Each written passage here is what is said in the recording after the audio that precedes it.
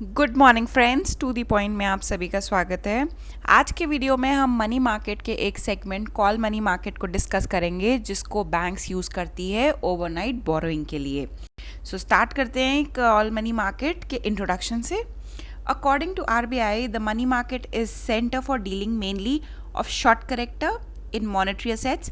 It meets the short-term requirement of borrowers and provides liquidity or cash to the lenders. So सबसे पहले तो हम money market को समझते हैं। तो मनी मार्केट एक ऐसी मार्केट होती है जब भी फाइनेंशियल इंटरमीडियरीज और बैंक्स को शॉर्ट टर्म पर्पस के लिए अगर बोरोइंग करनी होती है अपने लिक्विडिटी बैलेंसेस को मेंटेन करने के लिए, तो वो कौन सी मार्केट को अप्रोच करते हैं? मनी मार्केट को अप्रोच करते हैं।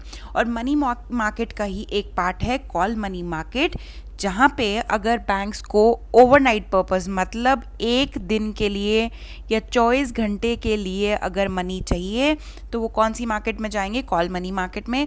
The call money market is the market where overnight loans can be availed by the banks to meet the liquidity.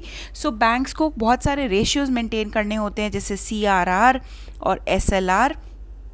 तो इन सब के लिए इनमें जब भी शॉर्टेज पड़ती है तो ओवरनाइट पर्पस के लिए बैंक्स कौन सी मार्केट में जाते हैं? This call money market. Bank who seeks to avail liquidity approaches the call market as borrowers and those who have access liquidity participates as lenders. So मान लीजिए कि कुछ बैंक्स हैं जिनको पैसों की ज़रूरत है, तो वो तो एज अ बोरोअर अप्रोच करते हैं मार्केट, और कुछ बैंक्स डेफिनेटली ऐसे भी होते हैं जिनके पास एक्सेस लिक्विडिटी होती है, तो वो यहाँ पे एज अ लेंडर वर्क करते हैं और उन बैंक्स को लोन देते हैं जिनको लिक्विडिटी क्रंच है। कि फीचर्स क्या हैं इस कॉल मनी मार्केट के और किस तरीके से ये फंक्शनिंग करती है। सो फर्स्ट है, it deals with day to day cash requirement of bank. क्योंकि यहाँ पे सिर्फ एक दिन के लिए लोन दिया जाता है और ओवरनाइट डे पर्पस के लिए। So it deals with day to day cash requirement. अगर लॉन्ग टर्म पर्पस के लिए लोन चाहिए या मनी चाहिए तो ये मार्केट उसके लिए नहीं है, ये पर्पस सॉल्व नहीं करेगी। So it deals with day to day cash requirements of bank. Second, loans are availed through auction and negotiation. The auction is made on interest rate. Highest bidder who is ready to give higher interest rate can avail the loan. तो मान लीजिए अगर यहाँ पे lenders हैं और वो loan दे रहे हैं, तो वो उस बैंक को लोन देंगे जो उनको सबसे ज़्यादा रेट ऑफ इंटरेस्ट ऑफर करेगा। सो मान लीजिए यहाँ पे PNB है जो एज अ लेंडर वर्क कर रहा है इस मनी मार्केट में, और यहाँ पे 4 बैंक्स हैं A, B, C and D। तो जो सबसे ज़्यादा बिड करेगा, मान लीजिए A ने बोला कि मैं ओवरनाइट जो कैश लूँगा आपसे, उस पर मैं 2% इंटरेस्ट दूंगा। B बोलता है 2.2, C बोलता है 2.3 और D बोलता है 2.1। तो किसको लोन दिया जाएगा PNB द्वारा? यहाँ पे C को, क्योंकि C सबसे ज़्यादा रेट ऑफ इंटरेस्ट ऑफर कर रहा है। The rate at which these transaction takes place is as the call rate। तो जिस रेट पे ट्रांजेक्शन हुआ, मतलब ये जो 2.3 है, इसको इंटरेस्ट रेट नहीं बल्कि कॉल रेट बोलेंगे। Fourth point, the funds lent in call money market are unsecured nature, मतलब कोई कोलेटरल नहीं प्रोवाइड किया जाता है बोरोअर द्वारा लेंडर को। Fifth, dealing in call money is done through electronic platform call negotiated trading system. So ये जो जितनी भी लेन देन आपस में और ऑक्शन होता है, ये किसके थ्रू होता है? Negotiated trading system which is called NDS। And sixth point, this call money rate is important variable for RBI to assess the liquidity situation in the economy.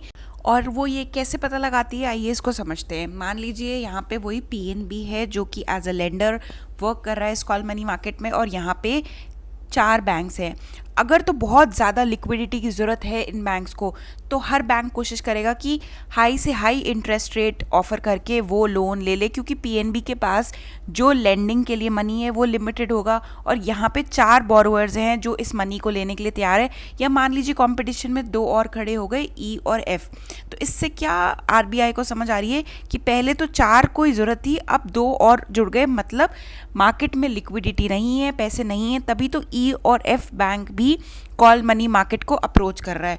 अब ये 5 या 6 बैंक अपनी अपनी बिड ऑफर कर रहे हैं टू PNB, और मान लीजिए ये जो इंटरेस्ट रेट जो ऑफर कर रहे हैं ये बढ़ता जा रहा है, तो इससे RBI को ये समझ आएगा कि कितनी ज़्यादा आवश्यकता है मनी की मार्केट में।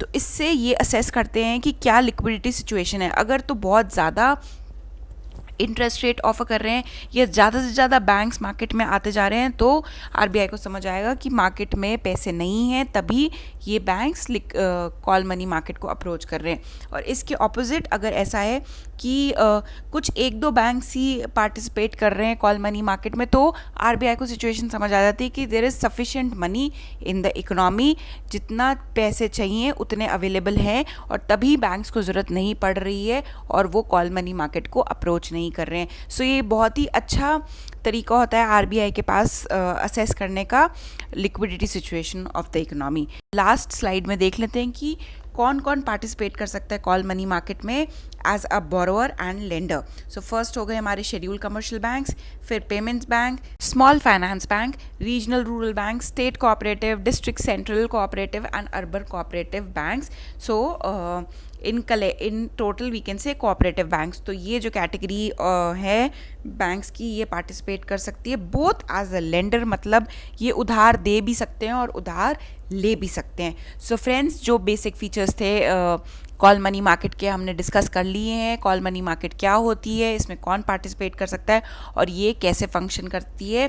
एक चीज़ आपको हमेशा ध्यान रखनी है कि जो मनी मार्केट होती है वो शॉर्ट टर्म कैश रिक्वायरमेंट से रिलेटेड होती है और उसका एक सेगमेंट होता है कॉल मनी मार्केट, जिसमें 24 आवर्स या ओवरनाइट पर्पस के लिए लोन लिया या दिया जाता है। सो फ्रेंड, आज का वीडियो हम इसी के साथ वाइंड अप करते हैं। Thank you so much for your patience listening.